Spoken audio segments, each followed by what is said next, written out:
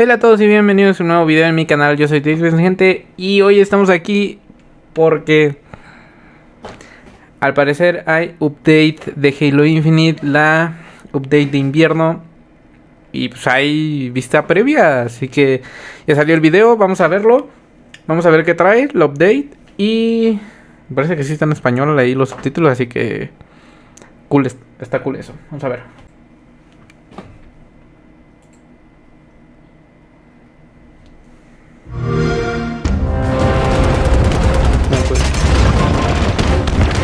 Hola.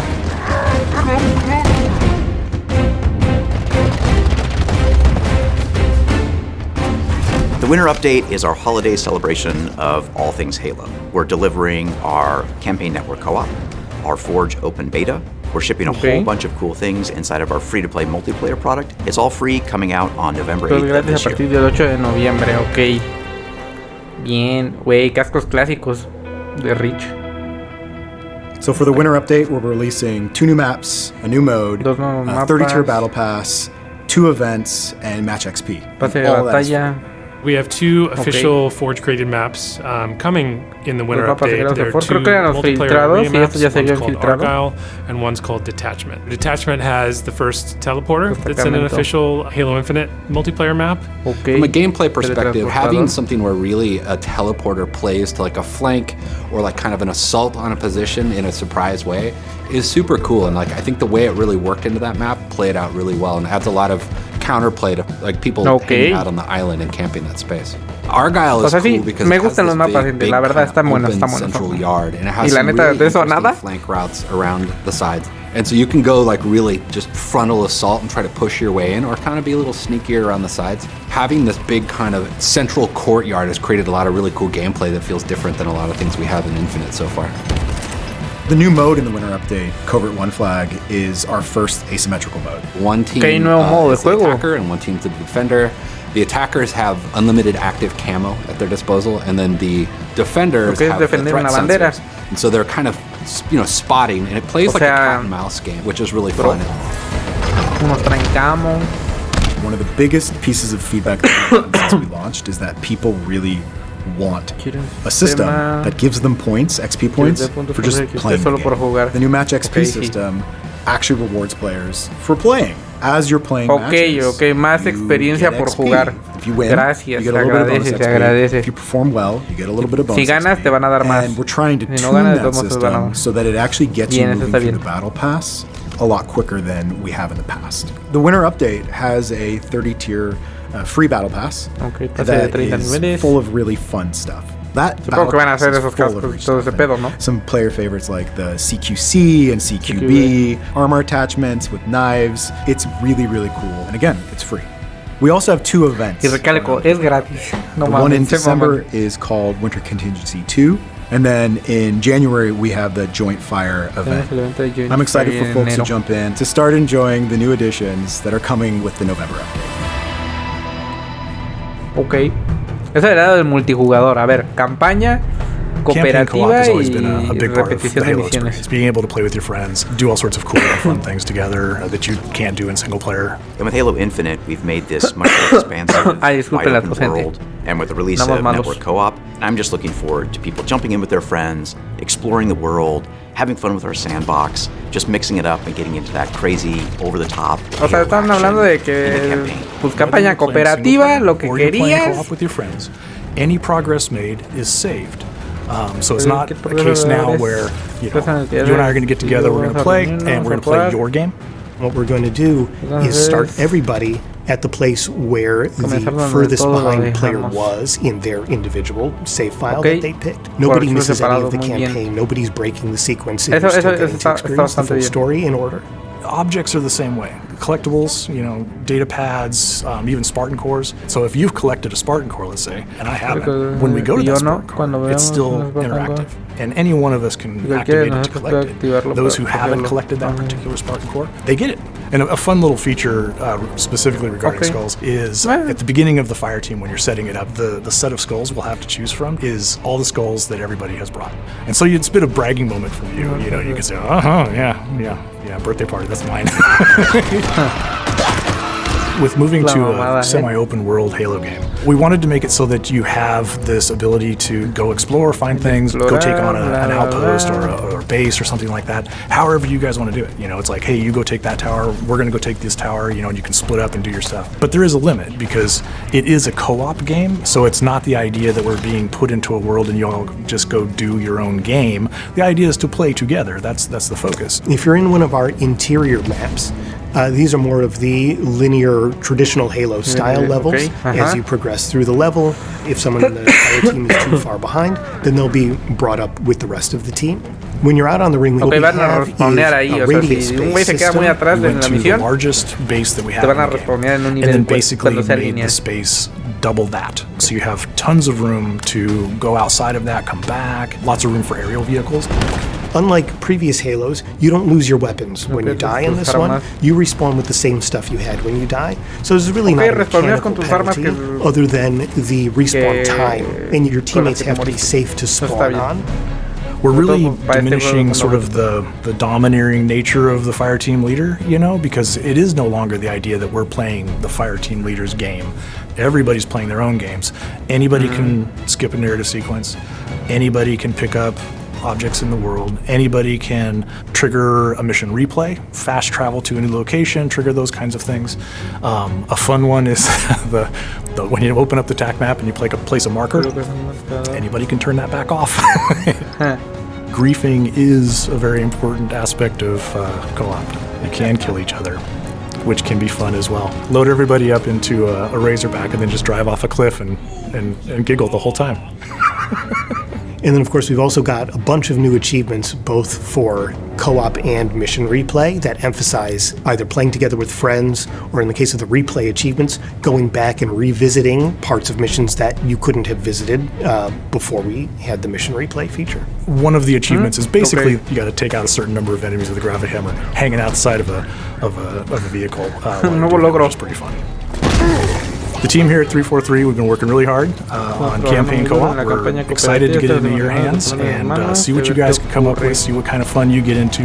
We call it chaosum because it's just awesome, the amount of chaos and just crazy stuff that you can do. And doing it together, it's just really, really fun. Me gusta, Forge.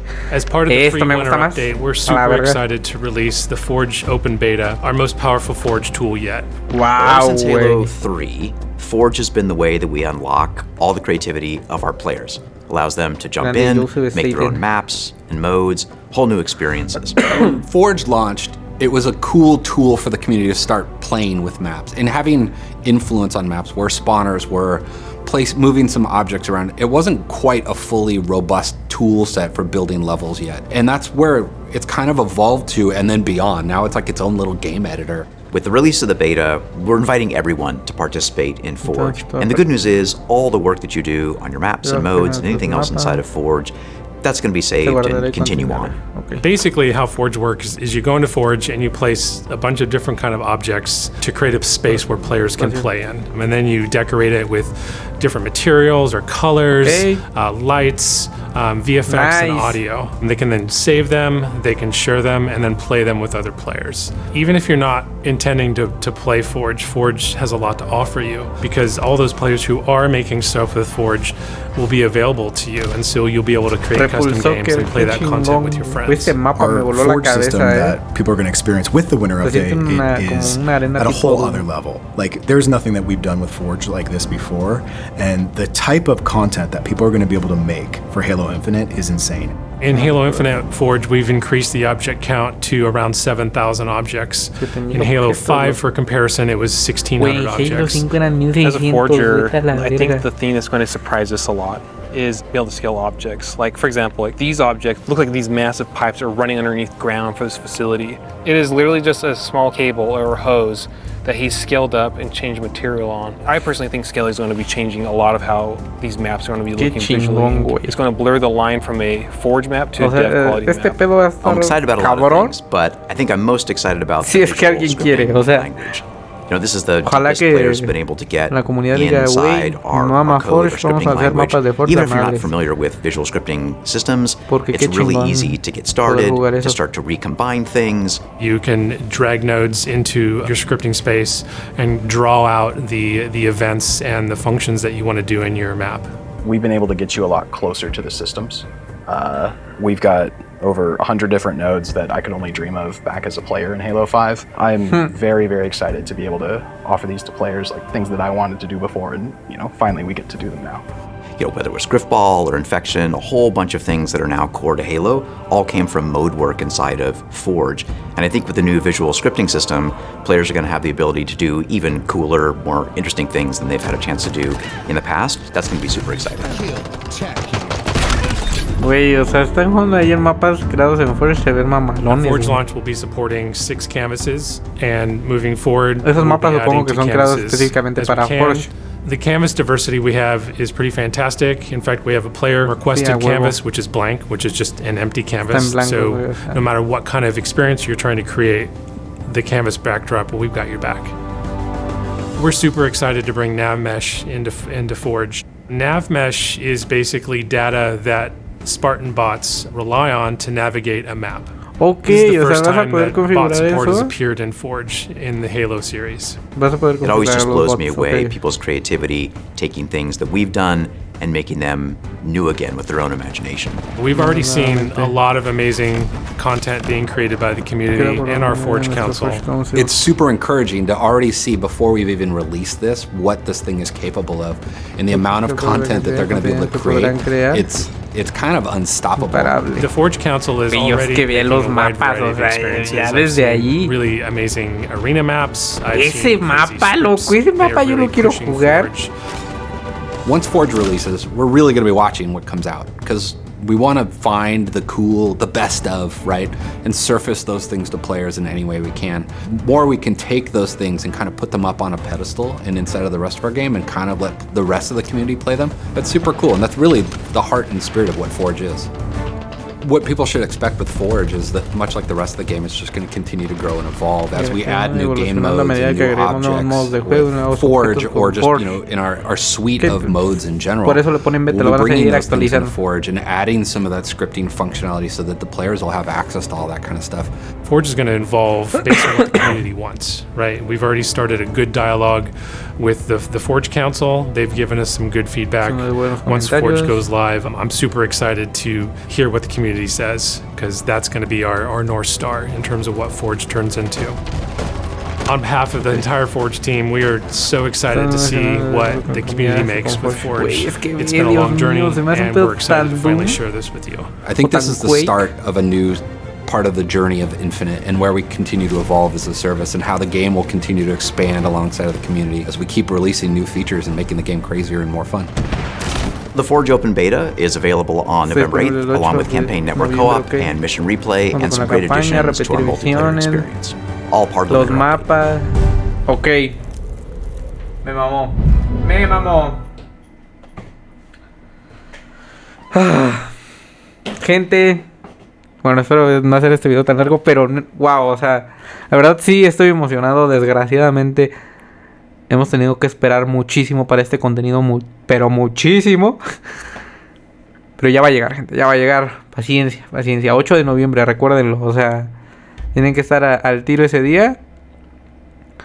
Porque tanto en el canal, como en el juego, como en el Halo, porque se viene contenido sobre eso.